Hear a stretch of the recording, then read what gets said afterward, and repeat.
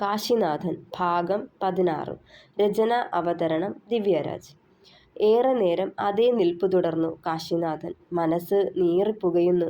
ഒരു പെണ്ണിനു മുന്നേ നിസ്സഹായനായി നിൽക്കേണ്ടി വന്നല്ലോന്നോർത്തുള്ള അപകർഷതാബോധം അവനെ നീറ്റി തുടങ്ങി. കണ്ണേട്ടാ, നിരാശപ്പെടണ്ടാട്ടോ. കണ്ണേട്ടൻ നേരിടേണ്ടി വന്നതൊക്കെ പറഞ്ഞപ്പോൾ തന്നെ ഞാനിതൊക്കെ പ്രതീക്ഷിച്ചതാ. അതുകൊണ്ട് എനിക്കൊന്നും തോന്നണില്ല. ഒന്ന് തുറന്നു പറയാൻ കൂടി ആരുമില്ലാതെ ഒക്കെ മനസ്സിൽ കൊണ്ട് നടന്നല്ലോന്നോർക്കുമ്പോൾ എനിക്കും നോവാ. കണ്ണുകൾ തുടച്ചവൾ. കണ്ണേട്ടന് മാത്രല്ല, ഈ അവസ്ഥയിലൂടെ കടന്നുപോയ എല്ലാവരുടെയും സ്ഥിതി ഇതൊക്കെ തന്നെയാവും. ചിലരൊക്കെ ഒക്കെ മറന്ന് തനിക്കൊന്നും സംഭവിച്ചിട്ടില്ല എന്ന മട്ടിൽ മനസ്സിനെ പറഞ്ഞു പഠിപ്പിച്ച് ജീവിക്കുന്നു. ചിലരൊക്കെ ഈ ഓർമ്മയിൽ തന്നെ നീറി നീറി ജീവിക്കുന്നു. നമുക്കേതായാലും നീറി നീറിയുള്ള ജീവിതം വേണ്ട. എല്ലാം മറന്നുകൊണ്ടുള്ള സന്തോഷം നിറഞ്ഞ ജീവിതം മതി. അവൻ്റെ നെറുകിൽ തലോടിയവൾ. എനിക്ക് കഴിയില്ലടോ, ഒരു ഗതികെട്ടവനാ ഞാൻ. ഇത്രയും നാള് ഒറ്റയ്ക്ക് ജീവിച്ചപ്പോൾ എനിക്ക് ഇത്രയും വേദന തോന്നിയിരുന്നില്ല. പക്ഷേ ഇപ്പോൾ ഞാൻ കാരണം നിന്റെ ജീവിതം കൂടി തകരുമോ എന്ന ഭയമാ. ഒത്തിരി മോഹങ്ങളോടെ ആവില്ലേ നീയും എൻ്റെ ജീവിതത്തിലേക്ക് കടന്നു വന്നത്? എന്നിട്ട് ഞാൻ പറയവേ വിതുമ്പിയവൻ. കണ്ണേട്ടൻ പറഞ്ഞത് നേരാ. ഒത്തിരി മോഹങ്ങളോടെ തന്നെയാ ഞാൻ ഈ ജീവിതം തിരഞ്ഞെടുത്തത്. അവൻ്റെ മുഖം കൈക്കുമ്പിളിലെടുക്കുമ്പോൾ കണ്ണുകൾ പിന്നെയും നിറഞ്ഞു കാശിനാഥൻ്റെ. പക്ഷേ എൻ്റെ പങ്കാളിയെ മനസ്സിലാക്കി അവൻ്റെ നോവിനെ എടുത്തു മാറ്റി സന്തോഷം നിറയ്ക്കാനാ ഇപ്പോൾ ഞാൻ മോഹിക്കുന്നത്. എനിക്ക് തിടുക്കമില്ല കണ്ണേട്ടാ. കണ്ണേട്ടൻ്റെ ഭയം നമുക്ക് മാറ്റിയെടുക്കുമ്പോൾ തന്നെ എല്ലാ പ്രശ്നങ്ങളും മാറിക്കോളും. അവൻ്റെ കവളിൽ കൈ ചേർത്ത് വെച്ചവൾ. നാളെ തന്നെ നമുക്ക് സുധേവൻ അങ്കിളിനെ പോയൊന്ന് കാണണം. എന്നോട് മനസ്സ് തുറന്നതുപോലെ അവിടെയും ഈ മനസ്സൊന്ന് തുറന്നു കൊടുക്കേണ്ടി വരും. ഒക്കത്തിനും നമുക്ക് പരിഹാരം കാണാം. എത്രയോ പേര് ഇതേ പ്രശ്നം നേരിട്ട് ഡോക്ടറെ കാണാൻ വന്നിട്ട് കൗൺസിലിങ്ങിലൂടെയും തെറാപ്പിയിലൂടെയും നല്ല ജീവിതം നയിക്കുന്നുണ്ടാവും. അല്ലെങ്കിലും ഈ ലോകത്ത് സൊല്യൂഷൻ ഇല്ലാത്ത എന്തെങ്കിലും പ്രശ്നം ഉണ്ടാകുമോ? അവളുടെ വാക്കുകൾ കേട്ട് നേരിയൊരു പ്രതീക്ഷ അവനിൽ നാമ്പെട്ടു. അതേ, ഇനിയും നിന്നാലേ വൈകിപ്പോവും. ഞാൻ അച്ഛനോട് പറഞ്ഞേച്ചും വരാം. അമ്മയുടെ അസ്ഥിത്തറയിൽ വിളക്ക് വയ്ക്കാൻ പോയതാ. ഇനി അമ്മയോട് കുശലം പറഞ്ഞ് ഇന്നത്തെ വിശേഷങ്ങളൊക്കെ പങ്കുവയ്ക്കുന്നുണ്ടാവും. ചിരിയോടെ പറഞ്ഞുകൊണ്ട് പുറത്തേക്കിറങ്ങിയവൾ. കണ്ണേട്ടന് എപ്പോഴാ മാനസിക വിഭ്രാന്തി ഉണ്ടായേ? പാടവരമ്പത്തൂടെ ഞാവൽപ്പഴവും നുണഞ്ഞു നടക്കുന്നതിനിടെ ചോദിച്ചവൾ. 4th ഇയറിൽ പഠിക്കുമ്പോഴാ. ആ നാളുകൾ ഓർക്കുന്നത് പോലും വേദനയാണെന്ന് അവൻ്റെ വാക്കുകളിൽ അറിയാമായിരുന്നു. ഇപ്പോഴും മാനസിക രോഗത്തിന് ഗുളിക കഴിക്കുന്നുണ്ടോ? കുശലം ചോദിക്കുന്ന ലാഘവത്തോടെ ചോദിച്ചവൾ. ഇല്ല, 1 വർഷത്തോളം കഴിച്ചു, പിന്നെ നിർത്തിക്കളഞ്ഞു. കണ്ണേട്ടനായിട്ട് നിർത്തിയതാണോ അതോ ഡോക്ടർ പറഞ്ഞിട്ടോ? പിന്നെ ഡോക്ടറെ കാണാൻ പോയില്ല. മെല്ലെ ദീപങ്ങൾ തെളിച്ചു വച്ച് പ്രസന്നതയോടെ നിൽക്കുന്ന ഉണ്ണിക്കണ്ണൻ്റെ മുന്നിൽ നിന്ന് തൊഴുതു പ്രാർത്ഥിക്കുമ്പോൾ അവളുടെ മനസ്സ് തൊട്ടടുത്ത് നിൽക്കുന്നവനിലായിരുന്നു. എന്നോ ചിന്നിച്ചിതറിയ ജീവിതത്തെ കൈക്കുമ്പിളിൽ ഒതുക്കിപ്പിടിക്കാനുള്ള മോഹവും പേറി നടക്കുന്നവൻ. ആ കണ്ണുകളിൽ തെളിയുന്ന നിരാശയും നോവും നിസ്സഹായതയോടെ കണ്ടു നിൽക്കാനേ തനിക്ക് പലപ്പോഴും ആവുന്നുള്ളൂ. ദീർഘമായി നിശ്വസിച്ചവൾ തൊഴുതു കഴിഞ്ഞ് തിരികെ വരുമ്പോൾ കാണുന്നത് മുറ്റത്തിരുന്ന് ഭരതനോട് സംസാരിക്കുന്ന നന്ദനെയാണ്. ആഹാ, നന്ദേട്ടൻ വന്നൂല്ലോ. ചെറുചിരിയോടെ പറഞ്ഞുകൊണ്ട് കാശിയെ നോക്കി. ആ മുഖത്ത് സന്തോഷമോ അവനെ കണ്ടതിലുള്ള അമ്പരപ്പോ അല്ല, വല്ലാത്തൊരു പകപ്പും ഭയവും ഒക്കെയായിരുന്നു. കൈവിരലുകൾ കൂട്ടിപ്പിടിച്ച് താനെ ഞെരിക്കുന്നുണ്ടവൻ മനസ്സിലെ സംഘർഷം കാരണം. അവൻ്റെ മുഖത്തേക്കുറ്റു നോക്കിയവൾ. ആ ടെൻഷനിൽ അവനത് അറിയുന്നുണ്ടായിരുന്നില്ല. എടി കാന്താരി, നീ അമ്പലത്തിലേക്ക് പോയിന്ന് പറഞ്ഞു. അല്ലെങ്കിലേ 10,000 ഭാര്യമാരുടെ പരാതി കേട്ട് ജീവിതം മടുത്ത് ഇരിക്കുവോ അങ്ങേര്? അതിൽ കൂടെ നിന്റെ പ്രാർത്ഥന കൂടി ആവുമ്പോഴാ ശുഭം. അങ്ങേര് ഈ നാടും വിട്ടു പോയേക്കും. കളിയാക്കി പറഞ്ഞതും. അയ്യടാ, പിന്നെ ആ കൃഷ്ണന് എത്ര ഭാര്യമാരുണ്ടെന്ന് പറഞ്ഞാലും എന്നോട് ഇത്തിരി പ്രിയം കൂടുതൽ തന്നെയാ അല്ലേ അച്ഛേ? വട്ടക്കണ്ണടയും വെച്ച് ചിരിയോടിരിക്കുന്ന ഭരതനെ നോക്കിയവൾ. ദേ വൈദ്യരെ, കേട്ടല്ലോ തൻ്റെ കെട്ടിയോള് പറഞ്ഞത്. ഇന്നാട്ടിലെ ആസ്ഥാന കോഴികളുടെ പോലും ഉറക്കം പോയേക്കുവാ വൈദ്യരവളെ അടിച്ചുകൊണ്ട് പോയതോർത്ത്. നന്ദൻ കാശിയെ നോക്കി. അവൻ്റെ മുഖത്ത് നോക്കാൻ പോലും പറ്റാതെ പേരിനൊരു ചിരി വരുത്തി അകത്തേക്ക് കയറിപ്പോയവൻ. എന്താടി, പറഞ്ഞു തൊട്ട് വൈദ്യന് പിടിച്ചില്ലേ? നന്ദൻ ചെറുചിരിയോടെ തിരക്കിയതും. അതൊന്നും ആവില്ല. ഞാൻ പറഞ്ഞല്ലോ നന്ദേട്ടാ, നന്ദേട്ടനോട് അറിയേണ്ട ചിലതുണ്ട്. അത് ആളുടെ അനുവാദത്തോടെ അല്ലാതെ പറയാനും പറ്റില്ല. വല്ലാത്തൊരു മാനസികാവസ്ഥയിലാ കണ്ണേട്ടൻ. നീ ഇങ്ങനെ പറയാണ്ടിരുന്നാലാ വൈശു? കാര്യം പറഞ്ഞാലല്ലേ എനിക്ക് അവന് വേണ്ടി എന്തേലും ചെയ്യാനൊക്കൂ. ഇതിപ്പോ വാലും തുമ്പും ഇല്ലാണ്ട് എന്തൊക്കെയോ പറയണം, അത്ര തന്നെ. അതിന്ന് ഞാൻ എന്താടി മനസ്സിലാക്കാൻ? അവൻ ഗർവിച്ചതും. നിങ്ങൾ ഇരിക്കു കുട്ടിയോളെ, ഞാൻ പോയി ചായ എടുത്തിട്ട് വരാം. 2 പേർക്കും പറയാനുള്ളത് പറയട്ടെ എന്ന പോലെ ഭരതൻ അകത്തേക്ക് കയറിപ്പോയി. ഡി ഉണ്ടാക്കണ്ണി, ഇനി പറ, എന്താ നിന്റെ വൈദ്യൻ്റെ പ്രശ്നം? വലിച്ച് അവൻ അരികിലേക്ക് ഇരുത്തി അവളെ. ആരോടും പറയില്ല എന്ന് വാക്കുകൊടുത്തു പോയതാ ഞാൻ. പക്ഷേ പറയാണ്ടിരിക്കാനും പറ്റാണ്ടായിരിക്കുന്നു. വിരൽ കടിച്ചുകൊണ്ട് അവനെ നോക്കിയതും, എടി നീ കാര്യം പറയും. ഞാൻ ആരോടും പറയില്ല. എൻ്റെ അമ്മയാണ് സത്യം. അവളുടെ കൈ പിടിച്ചു വെച്ച് സത്യം ചെയ്തവൻ. അമ്മയേക്കാൾ വലുതായിട്ട് എനിക്കാരുമില്ലല്ലോ. ആ അമ്മയെ പിടിച്ചാ സത്യം ചെയ്തത്. പറയ്. അവൻ്റെ മുഖത്തേക്ക് ഇട്ടുനോക്കിയവൾ. നന്ദേട്ടാ, അത് കാശിയേട്ടനൊരു റേപ്പ് വിക്റ്റിമാണ്. മടിയോടെ പറഞ്ഞതുകൊണ്ട് അവനെ നോക്കുമ്പോൾ മുഖത്ത് വലിയ ഭാവമാറ്റമൊന്നുമില്ല. അത് ഞാൻ ഊഹിച്ചു. പിന്നെ പറയ്. അവർ വീണ്ടും അവളെ നോക്കി. അത് തന്നെയാ പ്രശ്നം. വല്ലാത്ത ഭയമൊന്നു തോന്നുന്നു. അല്ല, ഏട്ടൻ എങ്ങനെ ഊഹിച്ചു? ആകാംക്ഷയോട് ചോദിച്ചതും, നിന്റെ സംസാരത്തിലൂടെ അവൻ്റെ പല നേരത്തെ സംസാരവും സ്വഭാവവും നീ പറഞ്ഞു തന്നില്ലേ? അതിൽ നിന്നൊക്കെ മനസ്സിലാക്കി. ആദ്യം കരുതി അവനൊരു ഹോമോസെക്ഷൽ ആണെന്ന്. പിന്നെയാ അവൻ നിനക്ക് ചേരില്ല, നാറിപ്പുഴുത്തൊരു പാസ്റ്റുണ്ട്, അതെറിയുമ്പോൾ നീ ഇട്ടേച്ചു പോകുമെന്നോ വെറുക്കുമെന്നോ ഒക്കെ പറഞ്ഞില്ലേ? അന്നേരം ആ തെറ്റിദ്ധാരണ മാറി. പിന്നെ നീ തന്നല്ലേ പറഞ്ഞത് നീ ഉറങ്ങുകയാണെന്ന് കരുതി നിന്നെ ചേർത്ത് പിടിച്ച് കിടന്നെന്ന്. ഹോമോസെക്ഷലായ ഒരാൾക്ക് ഒരിക്കലും ഒരു പെണ്ണിനെ സ്നേഹിക്കാനോ ഉൾക്കൊള്ളാനോ കഴിയുമെന്ന് തോന്നുന്നില്ല. പിന്നെ തൻ്റെ പേഴ്സണാലിറ്റി മറ്റുള്ളവരുടെ മുന്നിൽ വെളിപ്പെടാതിരിക്കാൻ അവളുമായി റിലേഷൻ ഉണ്ടാവും. പക്ഷേ ഇവിടെ അങ്ങനെ ഒന്നല്ലല്ലോ. നിന്നെ ബോധിപ്പിക്കാനല്ല, നീ ഉറങ്ങിയെന്ന് ഉറപ്പായപ്പോഴല്ലേ. അതാ പറഞ്ഞു നിർത്തിയതും അവനെ തന്നെ നോക്കിയവൾ. എൻ്റെ നന്ദേട്ടാ, നിങ്ങൾ വല്ല മനഃശാസ്ത്രജ്ഞനും ആവേണ്ടതായിരുന്നു. അവനെ ഒന്നിരുത്തി നോക്കിയവൾ. പോലീസ് ഉദ്യോഗസ്ഥനും ഇച്ചിരി മനഃശാസ്ത്രമൊക്കെ വേണമെടി. തിണ്ണയിൽ ഒതുക്കിലേക്കിരുന്നവൻ. നീ പോയി വൈദ്യരെ കണ്ടിട്ട് വാ. എന്തിനാ ആള് പെട്ടെന്ന് പരിഭ്രമിച്ചതെന്ന് ചോദിക്ക്. കാല് മുറ്റത്തേക്ക് നീട്ടിയിരുന്നിട്ട് മുഖമുയർത്തി അവളെ നോക്കി. മൂളിക്കൊണ്ട് അകത്തേക്ക് കയറിപ്പോയി വൈശു. റൂമിൽ ചെല്ലുമ്പോൾ തലയ്ക്ക് ഇരു കൈയും താങ്ങി മുഖം കുനിച്ച് ഇരിപ്പുണ്ടായിരുന്നു കാശിനാഥൻ. വാതിൽ ചാരി കുറ്റിയിടുന്ന ശബ്ദം കേട്ടതും മുഖമുയർത്തി നോക്കിയവൻ. അയാള് പോയോ വൈശു? വെപ്രാളത്തോടെ തിരക്കിയവൻ. പോയില്ല. എന്താ കണ്ണേട്ടാ?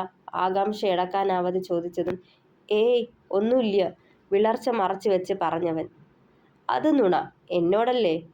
പറയ് കണ്ണേട്ടാ. അവൻ്റെ കൈകൾ പിടിച്ചെടുത്ത് ചുണ്ടോട് ചേർത്തവൻ. പേടിയാ വൈശു. അയാളെ എന്നല്ല, എൻ്റെ പ്രായത്തിലെ അല്ലെങ്കിൽ ആ ഏജ് ഗ്രൂപ്പിലെ ആരെ കണ്ടാലും മനസ്സൊന്ന് പതറുക. അവരുടെ മുന്നിൽ നിന്ന് മുഖത്ത് നോക്കി സംസാരിക്കാനോ എന്തിന് അവരോടൊപ്പം ഒരു നിമിഷം ചിലവിടാനോ കഴിയില്ലെനിക്ക്. ഞാൻ അവരുടെ മുന്നിൽ തീരെ ചെറുതാവുന്ന പോലെ തോന്നും. അത്രയും കഴിവ് കെട്ടവനാ, മോശപ്പെട്ടവനാ എന്നൊക്കെ തോന്നിപ്പോവും. എത്രയൊക്കെ മാറ്റാൻ നോക്കിയിട്ടും പറ്റണില്ലാടോ. പറയവേ വൈഷ്ണവി അവനെ മുറുകെ പുണർന്നു.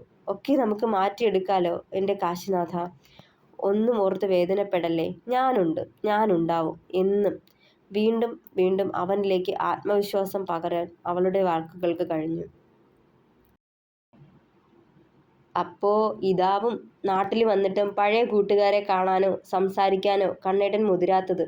എത്രമാത്രം ആ മനസ്സ് മുറിപ്പെട്ടിട്ടാവും ഇത്രയും വല്ലാത്ത അവസ്ഥയിലേക്ക് ഈ മനുഷ്യൻ കൂപ്പുകുത്തിയത്. ഓർത്തത് അവളുടെ കണ്ണുകളും നിറഞ്ഞു. നാളെ അച്ഛനെ തിരുവനന്തപുരത്ത് കൊണ്ടുപോയി വന്നയുടനെ തന്നെ സുധേവൻ അങ്കിളിനെ പോയി കാണണം. 1-2 ദിവസത്തെ കൗൺസിലിംഗ് കൊണ്ട് മാറില്ലായിരിക്കും. പക്ഷേ പതിയെ പതിയെ ഒക്കെ ഓക്കെ ആവും, മനസ്സിൽ ഉറപ്പിച്ചവൾ. രാവേറെയായിട്ടും ഒന്ന് കണ്ണടയ്ക്കാനാവാതെ ഞെളിപിരി കൊള്ളുകയായിരുന്നു കാശിനാഥൻ. റൂമിലേക്ക് അരിച്ചിറങ്ങുന്ന നിലാവിൻ്റെ ശോഭയിൽ തൻ്റെ തൊട്ടടുത്ത് കിടക്കുന്നവളിലേക്ക് നോട്ടം പോയതും അറിയാതൊരു പുഞ്ചിരി ചൊടികളെ പുണർന്നു. ഈ നാട് വിട്ടു പോകുമ്പോൾ മനസ്സിൽ ഉറപ്പിച്ചതായിരുന്നു, പഠിച്ച് വലിയ നിലയിലെത്തിയിട്ട് എന്നെങ്കിലും ഒരിക്കൽ ഇവിടേക്ക് തിരികെ വരണമെന്നും ഇവളെ സ്വന്തമാക്കണമെന്നും. പക്ഷേ അതിങ്ങനെ രണ്ടുപേരുടെയും സമ്മതമില്ലാത്തൊരു വിവാഹമല്ലായിരുന്നു. ഉള്ളിൽ അവളോട് തോന്നിയ അനുഭൂതിയെ അവളെ അറിയിച്ചു കഴിഞ്ഞ് ഒത്തിരി ദിവസം പ്രണയിച്ച് ഭാവിയെക്കുറിച്ച് ഒരുപാട് സ്വപ്നങ്ങൾ നെയ്തുകൂട്ടി പിന്നൊരു താരിച്ചരടിൽ എൻ്റേതാക്കണമെന്ന്. പക്ഷേ ജീവിതത്തിലുണ്ടായ അപ്രതീക്ഷിത മുഹൂർത്തങ്ങൾ തൻ്റെ സ്വപ്നങ്ങളെ മാത്രമല്ല ജീവിതം പോലും തച്ചുടച്ചു. വീണ്ടും ആ തീച്ചുള പോലെ പൊള്ളിക്കുന്ന ഓർമ്മയുടെ അഗാധ ഗർത്തത്തിലേക്ക് വീഴവേ കിടക്കയിൽ നിന്നെഴുന്നേറ്റ് ജനാലയ്ക്കരികിലായി ചെന്നു നിന്നു. കണ്ണുകളടച്ചു പിടിച്ച് മനസ്സിനെ ഒന്ന് ശാന്തമാക്കാൻ നോക്കിയിട്ടും കഴിയുന്നുണ്ടായിരുന്നില്ല. തോളിൽ അവളുടെ നനുത്ത സ്പർശനം അറിഞ്ഞതും മെല്ലെ തിരിഞ്ഞു നോക്കി. ഉറങ്ങണില്ലേ കണ്ണേട്ടാ? അവൻ്റെ കവളിൽ കൈചേർത്തവൾ. ആ മുഖത്ത് ഉറക്കം മുറിഞ്ഞ ആലസ്യമാണെന്ന് കണ്ടതേ അവളുടെ ഉറക്കവും താൻ കാരണം പോയി കിട്ടിയല്ലോ എന്ന മനപ്രയാസം തോന്നിയവന്. ഉറക്കം വരണില്ലടോ, വീട് മാറിയിട്ടാവും. താൻ ചെന്ന് കിടന്നേക്ക്, മെല്ലെ പറഞ്ഞവൻ. ഇന്നിനിയിപ്പോ നീക്ക് ഉറക്കം വരില്ല. എൻ്റെ ഉറക്കവും പോയി. അവൻ്റെ നെഞ്ചിലേക്ക് ചേർന്നുകൊണ്ട് മെല്ലെ പറഞ്ഞവൾ. വൈശു, എന്നെ വിട്ടിട്ട് പൊയ്ക്കൂടെ നിനക്ക്? നിന്റെ മനസ്സിലുള്ള പോലൊരു ഭർത്താവാകാൻ എനിക്ക് പറ്റിയില്ലെങ്കിലോ? ഞാനുമൊത്തുള്ള ജീവിതം ഒരു പരാജയമായി പോയാലോ? അവളെ തന്നെ ഉറ്റുനോക്കിയവനത് പറയവേ നിസ്സഹായതയായിരുന്നു ആ കണ്ണുകളിൽ. ഒരിക്കലും ഉണ്ടാവില്ല, എനിക്ക് വിശ്വാസ. ചെറുചിരിയോടെ അവനെ നോക്കിയവൾ. അത്രയ്ക്ക് ആത്മവിശ്വാസം വേണോ? വേണം. കണ്ണേട്ടന്റെ ഭയം മാറുമ്പോൾ ഒക്കെ മാറും. അത് വിട്. അന്ന് പറയാൻ ബാക്കി വെച്ചത് ഇന്ന് പറഞ്ഞൂടെ? എന്ത്? മറന്നോ കണ്ണേട്ടന്റെ കഥ? അന്നത്തെ സംഭവത്തിനു ശേഷം വീണ്ടും കോളേജിലേക്ക് തിരിച്ചെത്തിയില്ലേ? അന്നേരം എന്താ ഉണ്ടായത്? പറയ്. അവന്റെ മുഖത്തേക്ക് ഉറ്റുനോക്കിയവൾ. പറയാം. മറവിയിലേക്ക് തള്ളിവിട്ട ഓർമ്മകളെ വീണ്ടും അവൻ തിരികെ കൊണ്ടുവന്നു. വീണ്ടും തിരികെ ചെന്ന ദിവസം അവർ 5 പേരും കൂടി എന്നെ വന്ന് വളഞ്ഞു. അന്നേരം ആ ശേഖരൻ വന്ന് ഇടപെട്ട് സഞ്ജയെ വിരട്ടിവിട്ടു. ഇനി ഇത് ആവർത്തിക്കരുതെന്ന താക്കീതോടെ എന്നോട് ക്ലാസ്സിലേക്കും പോവാൻ പറഞ്ഞു. ആ ദിവസത്തിന് ശേഷം കുറേ നാള് അവൻ്റെയൊക്കെ ശല്യമുണ്ടായില്ല. സമാധാനപരമായി പോയി. കോളേജിലും ആരും ഒന്നും അറിഞ്ഞില്ല. പക്ഷേ പ്രൊഫസർമാർക്കൊക്കെ എന്നോട് വല്ലാത്തൊരു അവജ്ഞയുണ്ടായിരുന്നു. അതൊക്കെ ഞാൻ ഡ്രഗ് ഉപയോഗിച്ചെന്നുള്ള കള്ളക്കഥ വിശ്വസിച്ചിട്ടായിരിക്കും. ആദ്യമൊക്കെ തോന്നിയ നോവ് പിന്നെ എനിക്ക് ശീലമായി. ക്ലാസ്സിൽ ആരും എന്നോടധികം അടുക്കാനും വന്നില്ല. അങ്ങനെയിരിക്കെ ഒരു ദിവസം വീണ്ടും സഞ്ജയും ഗ്യാങ്ങും എന്നെ തേടി വന്നു. കൂടെ ചെല്ലാൻ വിളിച്ചു. പോവില്ലെന്ന് തറപ്പിച്ചു പറഞ്ഞു. അവരെ ഒരുമിച്ച് അങ്ങനെ കണ്ടപ്പോഴേ എൻ്റെ നല്ല ജീവനങ്ങ് പോയി. ഒന്ന് സഹായിക്കാനോ എനിക്ക് വേണ്ടി സംസാരിക്കാനോ ആരുമില്ലെന്ന തിരിച്ചറിവിൽ ഞാനൊന്ന് ഭയന്നു. ഞാൻ പോവില്ലെന്ന് ഉറപ്പായതും അവരൊക്കെ കൂടെ എന്നെ വലിച്ചിഴച്ച് അന്നത്തെ അതേ ക്ലാസ് റൂമിലേക്ക് കൊണ്ടുപോയി. ഇടർച്ചയോടെ അവനത് പറയവേ അവൻ്റെ കയ്യിൽ കൈകോർത്ത് പിടിച്ചു വൈഷ്ണവി. എന്നിട്ട് അന്നത്തെ പോലെ എന്തോ ഒരു പൗഡർ എനിക്ക് നേരെ നീട്ടി. അതുപയോഗിക്കാൻ ആവശ്യപ്പെട്ടു. ഇന്നും നിരസിക്കുവാണെങ്കിൽ അന്ന് നടന്നതൊക്കെ ഇവിടെ ആവർത്തിക്കുമെന്ന് പറഞ്ഞു. അന്ന് ആ ആശുപത്രിക്കിടയ്ക്കിൽ ഞാൻ അനുഭവിച്ച വേദനയും അവഗണനയും നോവും മനോവേദനയും മാത്രമായിരുന്നു മനസ്സിൽ. ഇപ്രാവശ്യം അവൻ്റെയൊക്കെ മുന്നിൽ കീഴടങ്ങേണ്ടി വന്നാൽ പിന്നെ ഒരിക്കലും എനിക്ക് അവരുടെ കയ്യിൽ നിന്നും രക്ഷപ്പെടാനാവില്ലെന്ന് മനസ്സിലായി.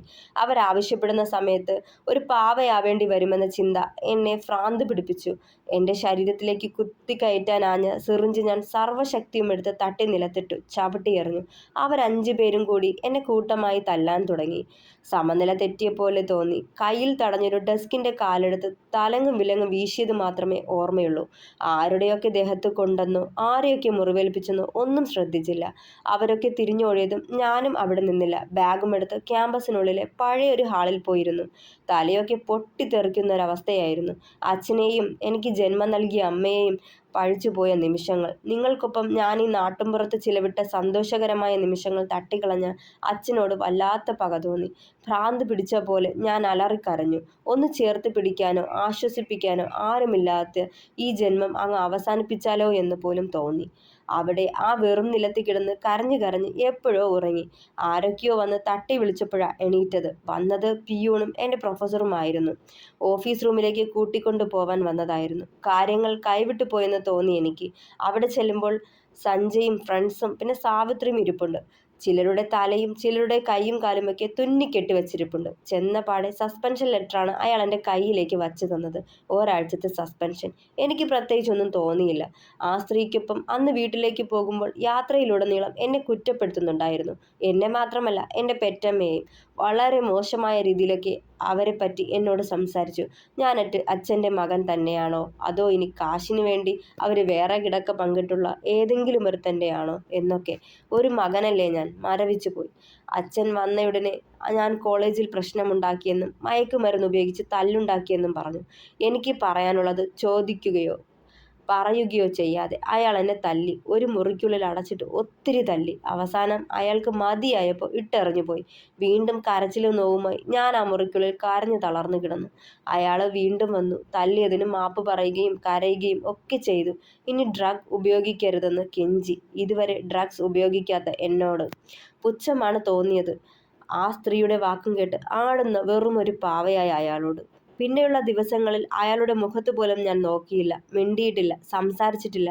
സസ്പെൻഷൻ കഴിഞ്ഞ് കോളേജിലേക്ക് ചെല്ലുമ്പോൾ എന്നെ കാത്തിരുന്നത് മറ്റൊരു പരീക്ഷണമായിരുന്നു. ആകാംക്ഷയോടെ അവനെ ഉറ്റുനോക്കുന്നവളെ നോക്കിയൊന്ന് നെടുവീർപ്പെട്ടുകൊണ്ട് അവൻ തുടർന്നു. ഞാനൊരു ഹോമോസെക്ഷൽ ആണെന്ന് കോളേജ് മുഴുവൻ പാട്ടായി. ആൺകുട്ടികളും പെൺകുട്ടികളും എന്നെ നോക്കി കളിയാക്കാനും ചിരിക്കാനും മോശമായിട്ട് കമൻറ്റുകൾ പറയാനും തുടങ്ങി. എൻ്റെ വേദന വീണ്ടും വീണ്ടും ഉയർന്നു. ഒറ്റപ്പെടലും അവഗണനയും കളിയാക്കലും, ആകെ ഭ്രാന്ത് പിടിച്ച അവസ്ഥ. എൻ്റെ ആ ഒറ്റപ്പെടലും നിരാശയും സഞ്ജയും ഗ്യാങ്ങും നന്നായി ആസ്വദിച്ചു. ഒക്കെ അവനാ ചെയ്തതെന്ന് മനസ്സിലായി. എന്നിട്ടും ഞാൻ തുടർന്ന് പഠിക്കാൻ തീരുമാനിച്ചു. വാശിയായിരുന്നു. സാവിത്രിയുടെ മുന്നിൽ ജയിക്കണമെന്ന്. ആദ്യത്തെ വർഷം അങ്ങനങ്ങ് പോയി. പഠനത്തിൽ ശ്രദ്ധിക്കാതെ 1-2 പേപ്പറുകൾ സപ്ലി ആയി വന്നു. അന്നത്തെ തല്ലിയൊതുക്കലിന് ശേഷം പിന്നെ സഞ്ജയോ ഗ്യാങ്ങോ എന്നെ തേടി വന്നില്ല. പക്ഷേ എന്നോടുള്ള അവരുടെ പകയും അമർഷവും മനസ്സിൽ സൂക്ഷിച്ചു. പിന്നെയുള്ള 2 വർഷങ്ങൾ ഇതുപോലെയൊക്കെ കടന്നുപോയി. ഇതിനിടയ്ക്ക് പലരും വന്ന് എന്നോട് കൂട്ടുകൂടാനും അടുക്കാനും നോക്കി, മറ്റൊരു ഉദ്ദേശത്തോടു കൂടി. ചിലരൊക്കെ ആവശ്യപ്പെട്ടു, നോ പറയുമ്പോൾ തിരികെ പോയി. മറ്റു ചിലരൊക്കെ നിർബന്ധിച്ചും ഭീഷണിപ്പെടുത്തിയും ഒക്കെ അവരുടെ ആവശ്യം എന്നെക്കൊണ്ട് സാധിപ്പിക്കാൻ നോക്കി. നിന്നുകൊടുത്തില്ല. എൻ്റെ ശരീരത്തോട് വെറുപ്പ് തോന്നി. സ്വയം ശരീരത്തെ മുറിവേൽപ്പിച്ച് എൻ്റെ അമർഷം അടക്കി. പലപ്പോഴും മുടങ്ങിയ കോളേജ് ദിവസങ്ങൾ, അവഗണനയും അവജ്ഞയുമേറ്റ് കല്ലിച്ച മനസ്സ്, സ്നേഹവും മനുഷ്യത്വവും അനുകമ്പയും ഒക്കെ മറന്നു തുടങ്ങി ഞാൻ. സ്വയം തോറ്റുപോയിട്ടും തോറ്റിട്ടില്ലെന്ന് വെറുതെ നടിച്ചു. ക്യാമ്പസ് ലൈഫ് എന്നാൽ ഓർമ്മത്താളുകളിൽ സൂക്ഷിക്കാൻ ഒരു പിടി നല്ല നിമിഷങ്ങളാണ് മനസ്സിൽ സമ്മാനിക്കുക എന്നത് വെറുമൊരു പഴമൊഴിയാണെന്ന് തോന്നിയിട്ടുണ്ട്. അത്രമാത്രം വെറുക്കപ്പെട്ട് മറക്കാൻ ഞാൻ കൊതിക്കുന്ന നിമിഷങ്ങളാണ് എനിക്ക് കിട്ടിയത്. പക്ഷേ പലതും മാറിമറിഞ്ഞു. അവനൊരുത്തൻ്റെ വരവോടുകൂടി. എൻ്റെ സിയാൻ്റെ. പറയവേ അവൻ്റെ കൈകൾ ജനലഴികളിൽ മുറുകെ പിടിച്ചു. സിയാൻ. കേൾക്കാൻ ആഗ്രഹിച്ചത് കേട്ട പോലെ അവളുടെ മുഖം തെളിഞ്ഞു. ഇത്രയും നേരം ഈ ഒരു പേര് കേൾക്കാനായി കാതോർത്തിരിക്കുകയായിരുന്നു താൻ. എന്തുകൊണ്ടാ കണ്ണേട്ടൻ അയാളെപ്പറ്റി പറയാത്തതെന്ന് ചിന്തിച്ചുപോയി അവൾ ഓർത്തു. സിയാൻ. ഒരു പാലാക്കാരൻ നസ്രാണി. വെട്ടൊന്ന് മുറി 2. അതാ അവൻ്റെ നേച്ചർ. ചെറുചിരിയോടവൻ പറഞ്ഞു തുടങ്ങി. തുടരും.